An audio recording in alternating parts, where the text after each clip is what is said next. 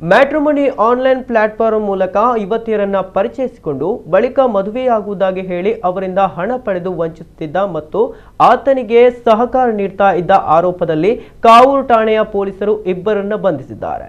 ಬಂಧಿತರನ್ನ ಸುಶಾಂತ್ ಪೂಜಾರಿ ಯಾನೆ, ಸುಶಾಂತ್ ಅಂಕುಶ್ ಪೂಜಾರಿ ಯಾನೆ, Sushant G ಕಖೇರಾ ಮತ್ತು ಭಾಸ್ಕರ ಎಂದು ಗುರುತಿಸಲಾಗಿದೆ. ಈ ಇಬ್ಬರು ಆರೋಪಿಗಳನ್ನ ನ್ಯಾಯಾಲಯಕ್ಕೆ ಹಾಜರುಪಡಿಸಲಾಗಿದ್ದು ನ್ಯಾಯಾಲಯವು ನ್ಯಾಯಾಂಗ ಬಂಧನ ವಿಧಿಸಿದೆ. ಸುಶಾಂತ್ ಪೂಜಾರಿ ಎಂಬಾತ ಮಹಾರಾಷ್ಟ್ರದ ಗನಸೋಳಿಯ ನವ ಮುಂಬೈನಲ್ಲಿ ಕಳೆದ ವರ್ಷದ ಫೆಬ್ರವರಿ 2ರಂದು ತನ್ನನ್ನು ಮದುವೆಯಾಗುವುದಾಗಿ ಹಂತವಾಗಿ 6,60,000 ರೂಪಾಯಿಯನ್ನ ಪಡೆದುಕೊಂಡಿದ್ದ. ಹಾಗೆ ಕಳೆದ ವರ್ಷದ ನವೆಂಬರ್ 15ರಿಂದ ನಾಪತ್ತೆಯಾಗಿದ್ದ.